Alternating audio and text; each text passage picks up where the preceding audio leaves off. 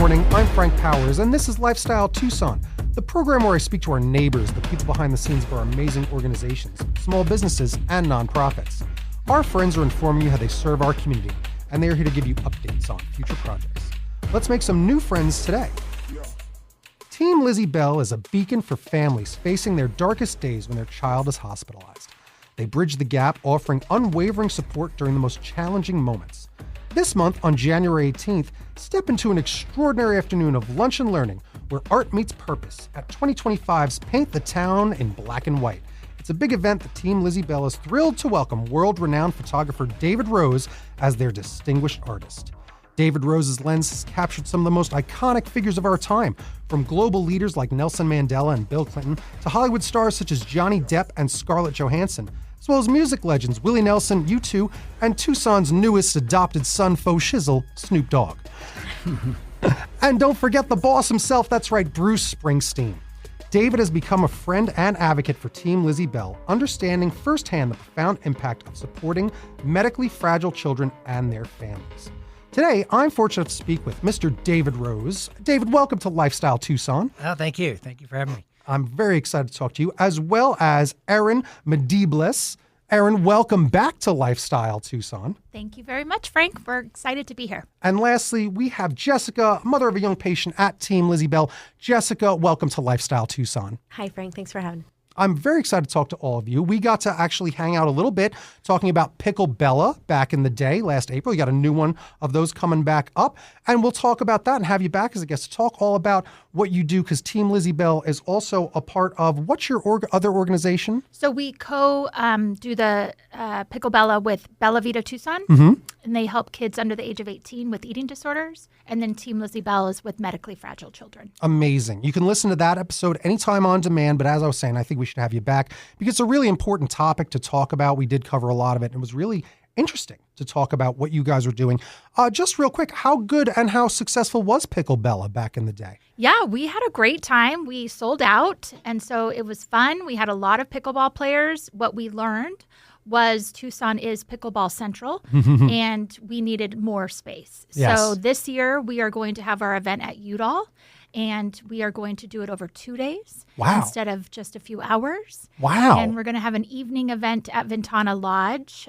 So it's something for everyone. If you're not into pickleball, then you can definitely go to Ventana Lodge for the evening event on April 4th, and then the pickleball tournament April 5th and 6th. And we have TMC Health Foundation as our title sponsor. Way to grow so quickly in just a short time with a big successful event. That's all you want. And that's why I love having groups like yours on here. I feel like I'm helping you get the message out and shine a spotlight on your great organizations, because you're helping out with two great organizations in town. Why don't you give us a little bit of a 101 of what Team Lizzie Bell is all about? Great. So Team Lizzie Bell is an organization that helps medically fragile children. It started in 2003 with the Bell family. Their daughter, Lizzie Bell, was going through diamond black fan anemia. She had been diagnosed at 7 weeks old.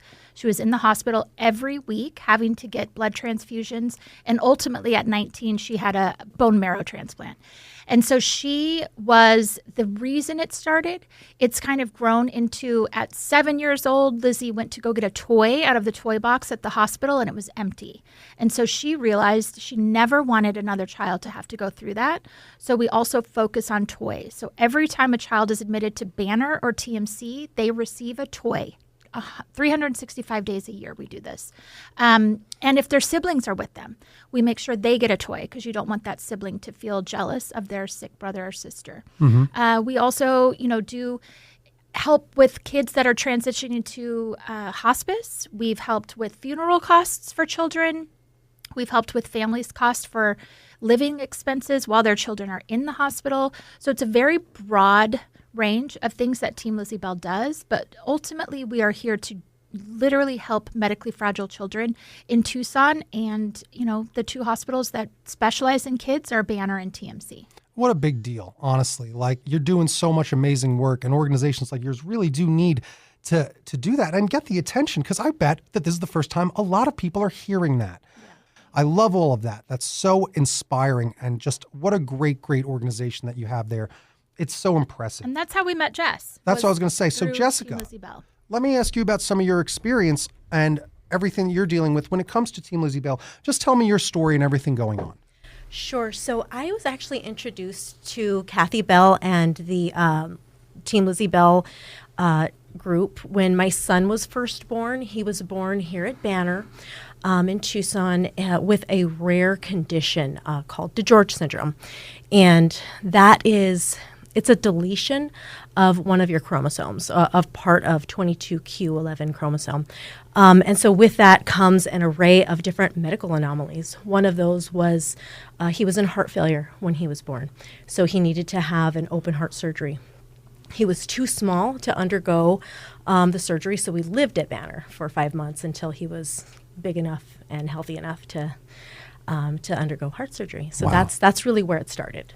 That's insane. And I can't imagine how much that cost or how that's even possible to deal with, not just emotionally, but even what it is when it comes to just your experience with your family and everything going on.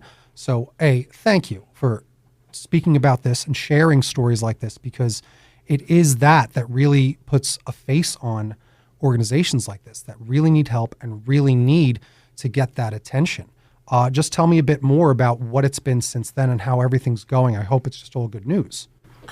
We've had our fair share of ups and downs. It wasn't as simple as just, we lived in the hospital for 5 months. It's not that simple. Your whole life is affected. You lose employment. You have to figure out how your entire family is going to survive while you're dealing with a medical crisis.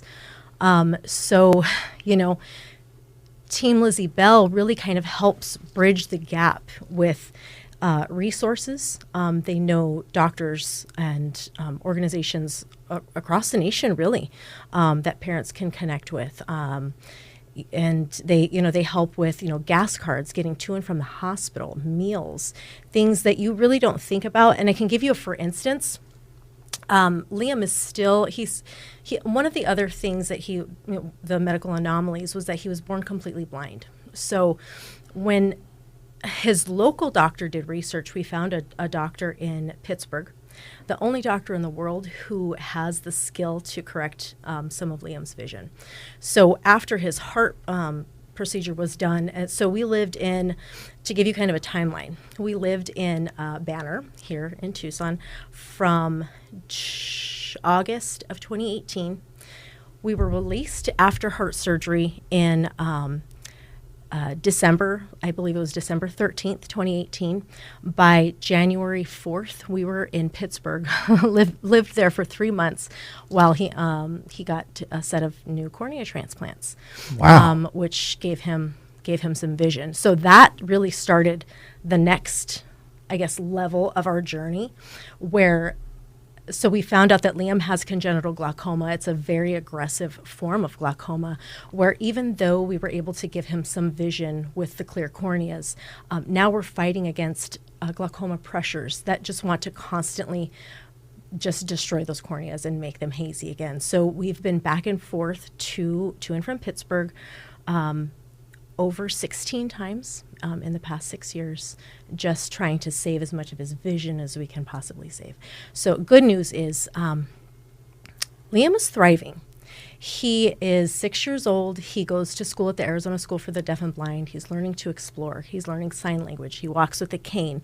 But the amazing thing is someone who was born completely blind, he knows his colors and shapes. He's learning his numbers and his letters. He's doing everything that other 6-year-olds are doing. And we didn't know that was possible when he was first born with the diagnosis that we received. So it's made a huge impact in the quality of his life. And Team Lizzie Bell was there to support us the whole way. We were just in the hospital a week ago for an emergency exam under anesthesia because he hurt one of his eyes. And we spent all day at the hospital.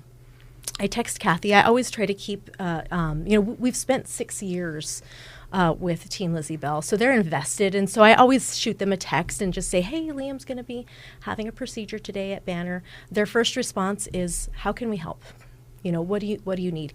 And what they did was they sent us some dinner through Uber Eats when we got home at 6 o'clock at night after spending an entire day at the hospital. And that was so helpful, you know, whereas I might have just ate a bowl of cereal before I went to bed. I actually got to have a meal with my other kids and sort of decompress after the day. So those are the types of things that they've helped with. So that's incredible. And how many other kids do you have?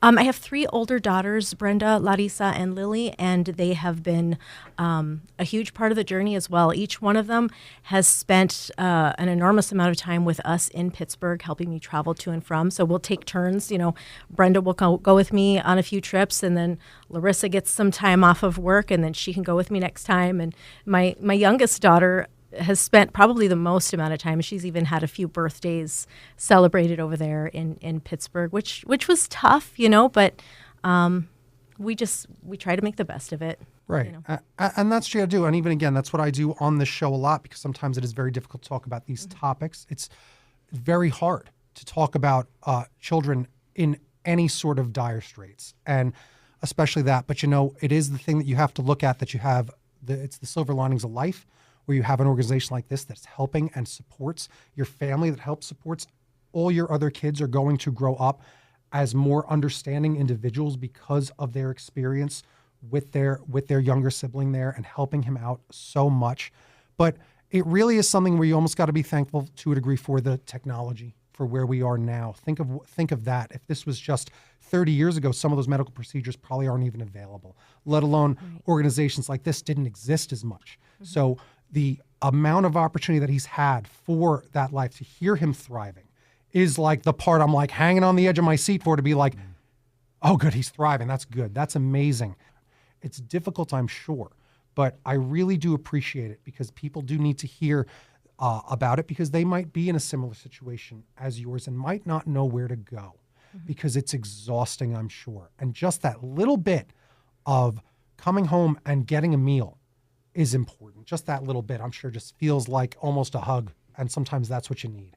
Absolutely. So, yep. I mean, and if I may even tell you another story, when we were living in the hospital during that 5-month period, there was a time where Liam's health declined, and he was put on life support. And it sort of happened really quickly. I wasn't expecting that to happen. And it was it looked very grim for a moment. And when the doctors and nurses came in to tell me what was happening, and explained to me, you know, that my son, the machines were basically breathing for him, I put in some calls to my family, because I was alone at the hospital. I didn't quite know what to do or how to process that information. And, you know, slowly the family responded, okay, I can be there in a few hours. As soon as I get off of work, I'll go sit with you, things like that. And so then I text Kathy, because I thought, who else knows what I'm going through? Like, I didn't have anyone who could say that they've, you know, experienced this. So I didn't know. So I just texted her. She happened to be at the hospital, I think, doing something else, dropping something off.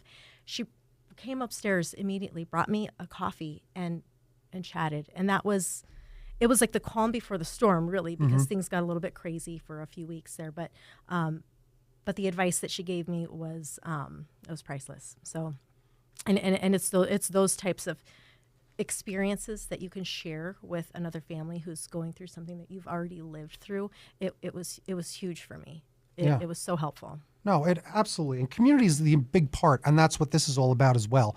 And that's why having big events where everybody gets together, gets to talk about it, share stories, get more resources, and celebrate all these kids, celebrate the organization, that's important too. So why don't we talk about that big event that's coming up? Because it really is just so incredible that you're going to be painting the town black and white with David Rose on Saturday, January 18th from 11 a.m. till 2 p.m.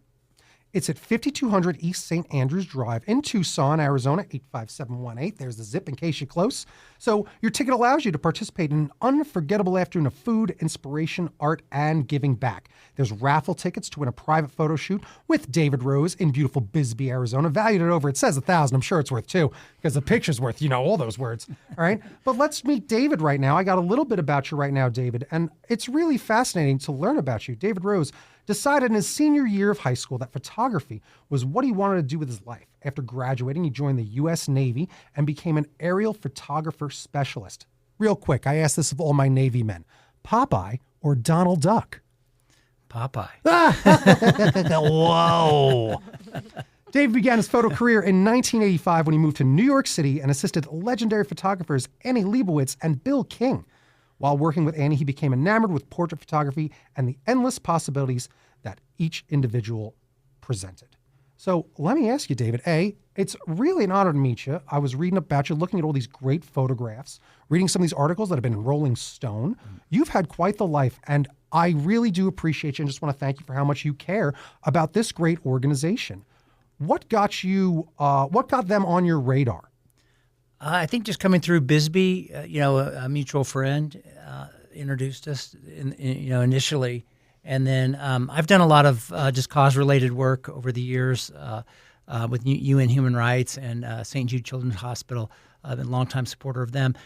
So just, the opportunity to give back locally was really inspiring. Heck yeah. I mean, it's really important to do it. I can't wait to hear more about just your story and just ask you some bigger questions because, I mean, hanging out with a bunch of rock and roll legends practically your whole life, that's got to lead to some interesting tales. I always tell everyone I live in the Matrix, and I didn't take the blue pill. I stayed in the dream. That's amazing. Because, I mean, just those photos, just reading a little bit about your bio and what you've been through, the books that you yourself have published of some of the unseen backstage stuff of Bruce Springsteen is a big part of your career. You toured with him or followed him around for like 13 years. Is that what it was? It's really almost 20. 20 now. Wow. Yeah. It was like incredible. 10 years full time and then another 10 just kind of on and off. We'd meet up. That's so special. What brought you out to, of all places, Bisbee, Arizona? My best friend and musician Dan Simonis in New York, they found Bisbee and moved out, and I started coming out to visit. And then after a little while, I realized I had more friends in Bisbee than I did in New York. Yep. So, and it feels like the West Village stuck out in the middle of the desert. Exactly right. I was going to say, in the Lower East Side is probably where I used to hang out a bit. And you come hang out in Tucson. I'd say Tucson around the 2000s, I used to say, still the 90s, right? Oh, yeah. And you get to about 2010, oh man, I got to go down to Bisbee, right? That's where it is. If you want to hang out in what like Tucson kind of used to feel like, Bisbee still has it. It's still got this great art vibe. It's kind of a little bit of a hippie town, and it really is just beautiful and almost a secret. I always call Tucson the baby bear's porridge, right? I always say it's just right. I might have changed that because the baby bear's porridge is, it's still a little hot in Tucson, but Bisbee, gorgeous and so fun because it really is something special. So what are we going to see at Paint It Black and White? What are we going to see on this big event, and what are you showing us? I'm going to just show just a little bit of, kind of an overview of photos and some stories behind them that I've done over the years. Yeah. So it's been quite the range from politicians to musicians to actors. And so what has been one of your favorites when it comes to, like, obviously the rock and roll? It's got to stick out. Music's in your blood when you're following them and doing that. But then your career itself just kind of does advance to get to these big politicians, these big world leaders, as well as some big Hollywood movie stars, which I'm sure was maybe a bit different when it comes to the photography aspect of it, meeting these individuals and capturing them. Because, I mean, I just know being a guy from back east, like Bruce Springsteen's just a cool, chill dude. He doesn't seem like he's all that, pomp and circumstance when it comes to this. But then you meet some world leaders. What was it like to photograph them? Well, like Nelson Mandela, I was in awe the whole time. I couldn't even believe I was in the same room with him. And, we were there for like 3 days. And people like Bishop Desmond Tutu was there. And, just to be able to, I looked over at a table and he was sitting by himself. I'm like, you don't get this opportunity every day. So I just slid up, introduced myself, and just told him about, how much I appreciated his smile, and just how much it lights up the world. So that's incredible. Technology has changed a lot. And I remember famously the Yankees had their team photo taken. It was done with Instagram and it was an outrage, right? Oh, well, how dare he? But it's like, but they're great looking in their professional photos. How has technology kind of affected you, the way that you do things and just your career in general? Yeah, it's good and bad, as it all is. Because I went into digital, kicking and screaming. I love film. I still do a lot of that. We're putting a really wonderful film and photography center in Bisbee right now. It'll be a lot of the old technology, but the new stuff, it's instant. It used to be, even just you do a Polaroid to check your lighting, and you had to wait a minute and a half. And you're standing there with some big celebrity, just like, okay, Shooting the breeze as you shake a photo. Yeah, The yeah. shaking doesn't matter. It doesn't affect it. Yeah, but you still do it. Yeah. This is part of the routine. So now it's instant, and you know what you have, and you can go ahead with with the shoots. Yeah. I love it's democratized it. Like, you get a lot of new photographers out there because it's not just about taking a photo. Anyone can kind of take a photo, but to really capture something still takes the eye of a photographer. And it's fascinating to see how that's the difference. I mean, a real good photo is still a real photo. Like, you can really see it, and especially these portrait photos.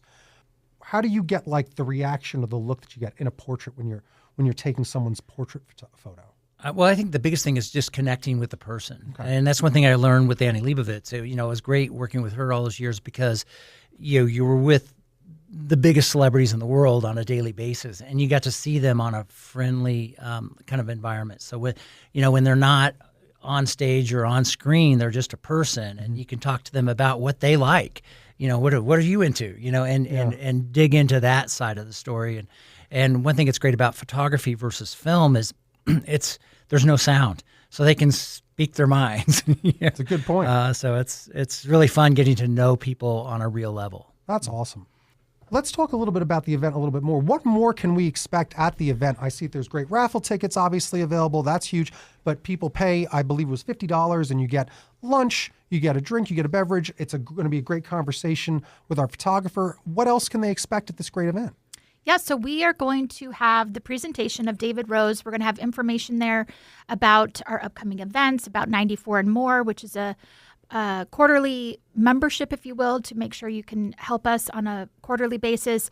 But more importantly, we're going to have story time, if you will. Jessica is going to kind of lay out in 8 easels a story about, what it is like day in and day out with Liam, what it's like to carry, 4 50-pound bags at the airport. Why don't you try picking these up? Let's see what it feels like. And you also have a child who is on the run and trying to get away from you while you're holding all of this luggage. That's right. She has systems for doing it all. She has, all of her old stuff that she would put Liam in, the strollers, the backpacks that you have to pack, and then all the luggage. And then now Liam is mobile. So, with his cane and his energy, and he's a boy's boy still, and so all of that fun stuff at the airport. And then, talking about the hospital stays, and all of it is going to be kind of laid out for people to kind of take a journey with Jessica. And then it will end at the bar. So, as most things do. Yeah. So we, the theme is black and white, and there in itself is a words that could mean many things. For me, black and white is photography. I love to be photographed in black and white.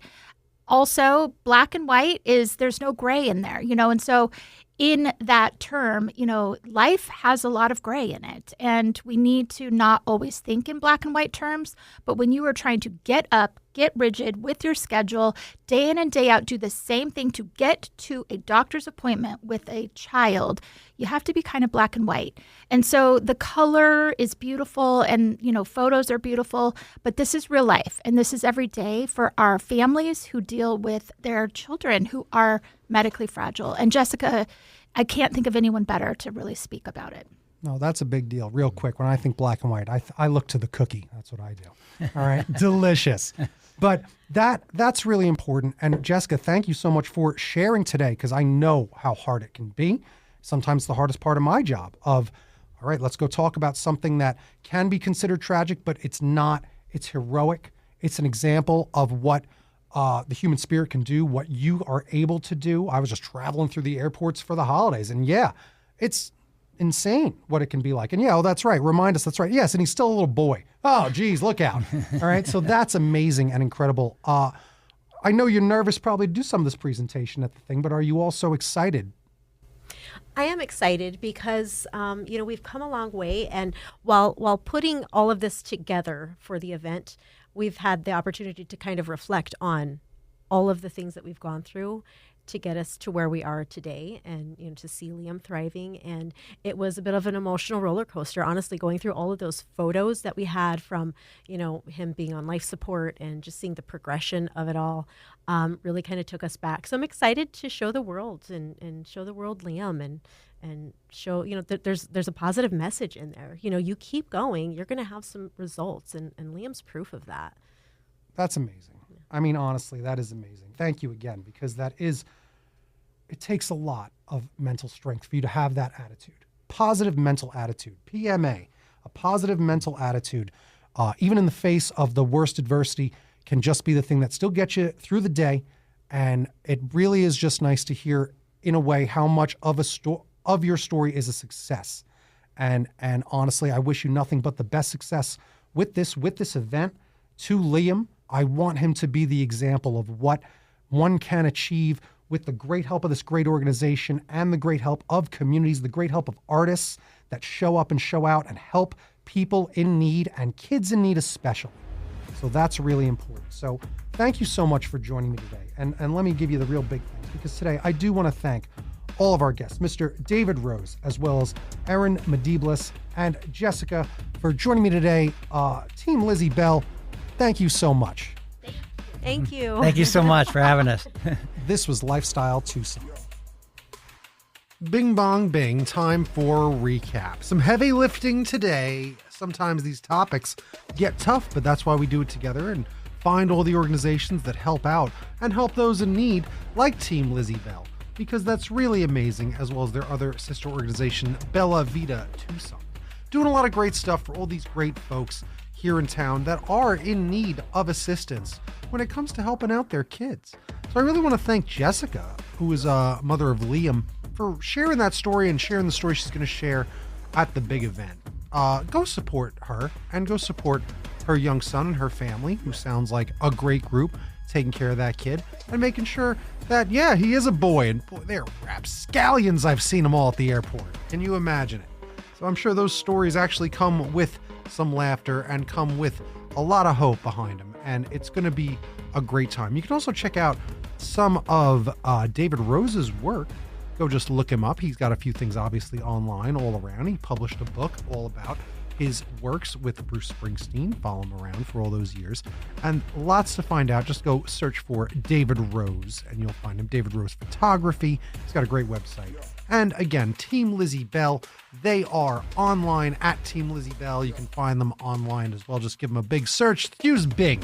Just switch it up. But you can go find them at teamlizziebell.org, of course. So let's recap that event, because it's happening January 18th. I believe tickets are $50. That includes a lunch and a fine drink and this great presentation by Mr. David Rose. And it's going to happen from 11 a.m. till 2 p.m. at 5200 East St. Andrews Drive in Tucson, Arizona, 85718. It's Paint the Town in Black and White with David Rose. So go check that out. There's raffle tickets and some other fun stuff happening. And again, you can dress in black and white attire for some fun. I recommend busting out your NWO gear, because when you're in the New World Order, when you're in the NWO, you're in the NWO for life. There's some wrestling jokes for you to lighten the mood. So I want to thank our new friends at Team Lizzie Bell for joining me today. You've been listening to Lifestyle Tucson. If you're a nonprofit that would like to be on the show, email lifestyletucson@gmail.com. For more information about this program or to listen to something you may have missed, go to the Sunday Mornings page on klpx.com, kfma.com, mixfm.com, or espntucson.com. You can also subscribe on iTunes, Spotify, and Audible, or wherever fine podcasts are photogenic. Follow on Facebook, YouTube, and Instagram at Lifestyle Tucson, because I'm your BFF, your best Frank forever, Frank Powers. Toot toot Tucson. I love you the most.